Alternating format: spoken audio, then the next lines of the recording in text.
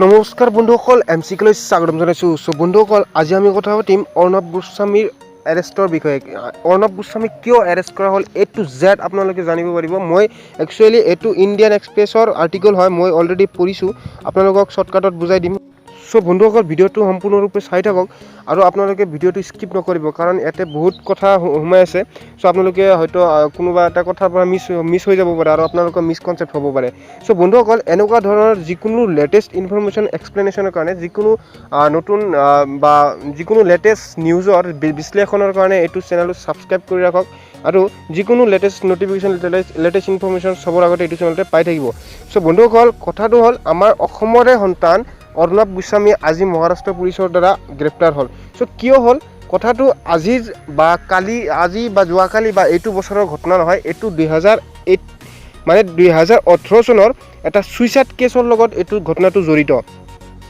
অৰ্ণৱ গোস্বামীৰ গ্ৰেপ্তাৰৰ মূল ৰহস্যৰূপে এজন অনভে নায়ক নামৰ এজন ব্যক্তি, যোনে আৰ্কিটেক্ট ডিজাইনাৰ আছিল, আৰু তেখেতৰ মাতৃ কুমুদ নায়ক, এই দুজনৰে ডেড বডি, মানে এই দুজনৰ মৃতদেহ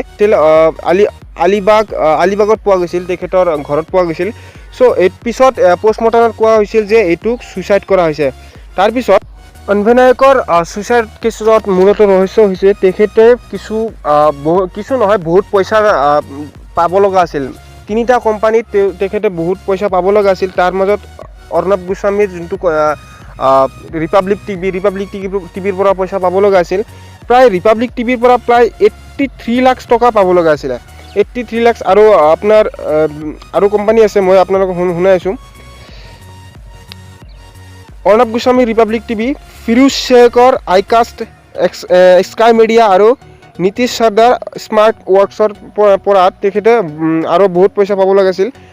4 crore পাব লাগিছিল আপোনাৰ ফিৰোজ শ্বেখৰ আইকাষ্টৰ পৰা, আৰু আপোনাৰ 55 লাখ পাব লগা আছিল আপোনাৰ নীতিশ সৰ্দাৰ স্মাৰ্ট ৱৰ্কৰ পৰা।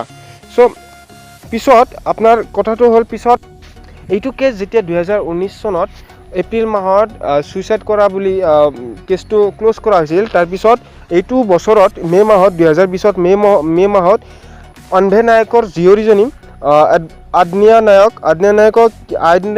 নায়কে মহাৰাষ্ট্ৰৰ হোম মিনিষ্টাৰ অনিল দেশমুখৰ ওচৰত গৈছিল আৰু এইটো কেছ ৰি-ইনভেষ্টিগেশ্যনৰ কাৰণে তেখেতে দাবী জনাইছিল। আৰু তাৰপিছত অনিল দেশমুখে টুইট যোগে কয় যে এইটো কেছটো সম্পূৰ্ণৰূপে ৰি-ইনভেষ্টিগেশ্যন কৰিব লাগে আৰু CIDৰ দ্বাৰা কৰিব লাগে। তাৰপিছত অনভে নায়ক যোনে ছুইচাইড কৰিছিল, তেখেতৰ নিজা হাতে লিখা ইংলিছত লিখা এটা লেটাৰ পোৱা গৈছিল বোলে। লেটাৰত কোৱা হৈছিল এই 3টা কোম্পানীত তেখেতে পইচা পাব লগা আছিল। ৰিপাব্লিক টিভিত 83 লাখ টকা পাব লগা আছিলে, আৰু এইটো পিছত এইটো কোৱা হৈছে যে অৰ্ণৱ গোস্বামীয়ে এইটো মানা কৰি দিছিল যে তেখেতে পইচাটো দিয়া হৈছে, তেখেতে পইচা দিছে। আৰু আজি যোনটো এৰেষ্ট কৰিলে, আজি এৰেষ্ট কৰাৰ পিছত তেখেতক সোধপোছ কৰা হ'ব কি তেখেতে যে পইচাটো দিছে, পইচাটো যে ঘূৰাই দিছে, তাৰ কি প্ৰমাণ আছে, বা তেখেতে যদি প্ৰমাণ দিব পাৰে তেখেতক মুকলি কৰি দিয়া হ'ব। যদি কোনো প্ৰমাণ দিব নোৱাৰে, তেনেহ'লে পিছত কি ব্যৱস্থা গ্ৰহণ কৰে পুলিচে বা কি হয়, চবৰ আগতে আপোনালোকক জনাম।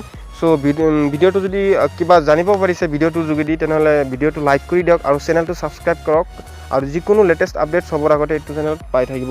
বন্ধুসকল, আজিলৈকে এইখিনিয়ে। থেংক ইউ, বাই।